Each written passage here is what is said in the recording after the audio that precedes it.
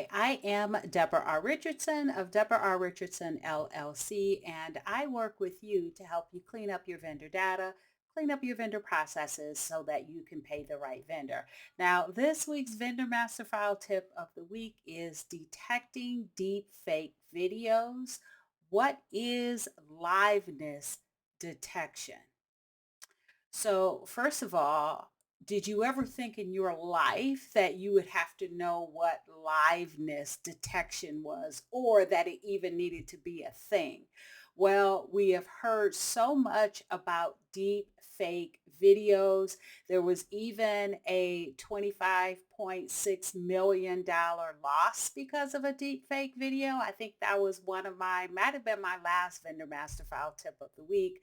But as a result of that, there are a lot of deep fake detectors out there. And you may not have heard of this guy, but he has a newsletter that I actually just signed up for either early this year, this is 2024, or late 2023, because I didn't know about him. I don't remember how I found him, but he has a lot of good and interesting information on fraud. And it's the newsletter is called Frank on Fraud. And so I'm going to go ahead and link that in the show notes. It comes it doesn't come every day. It must come every week and it must come on a Tuesday because I just got this today. In any event, and I am recording this on a Tuesday. So in any event, this came in and he talked about the fact that there were a lot of deep fake detectors out there. And the one that was supposed to be the best, I don't know who rates these things. Again, who would ever know you would have, or who would have ever thought you had to detect liveness in a video? In any event, he said he did created this fake AI video. It cloned his voice. It came up with his image. And this was a 37-second video. He put it into what was supposed to be the best detector out there, deepware.ai. Go to it at your own expense. I can't, vouch for any of that. However, the point is that he said it's supposed to be the best one, and it didn't do. It said that it was safe, that they didn't detect any fraud, and so maybe they need more time to develop. But we do know that deep fakes have developed enough for fraudsters to get away or be successful with payment fraud. Now, I did want to have just a definition of liveness detection, and so I found this definition from Aware. I'll put a link to that article in the description, but it's basically two types of liveness detection. One is active, and that's where it prompts the user to perform an action that cannot be easily replicated with a spoof.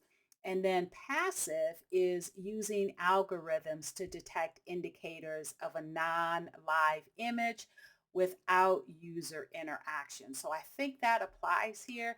But the first one, active, is something that I talk about that you can do. And this is on podcast episode 278. It's going to come up right after this video. But if you want to listen to it wherever you listen to podcasts, you can. It's Putting the AP in Happy podcast, episode 278. So make sure you take a listen to that, because I also talk about authentication and where you can get some free training for that. Because sometimes, even with all of the technology that's out there, with emails, with deep fakes, it comes down to the user being able to put in authentication techniques, internal controls, vendor validations, and best practices in order to avoid fraud. And I talk about how to do that on this episode. All right. So if you would like more information on how to improve your vendor process, please go to my website at debrarrichardson.com for free tools and resources to avoid fraud, regulatory fines, and bad vendor data. And if you would like over 115 annual hours of training for your vendor team, check out the Vendor Process Training Center at training.debrarrichardson.com. So good luck, and be sure to subscribe and hit the notification bell to be notified next Tuesday for the next Vendor Master File tip of the week.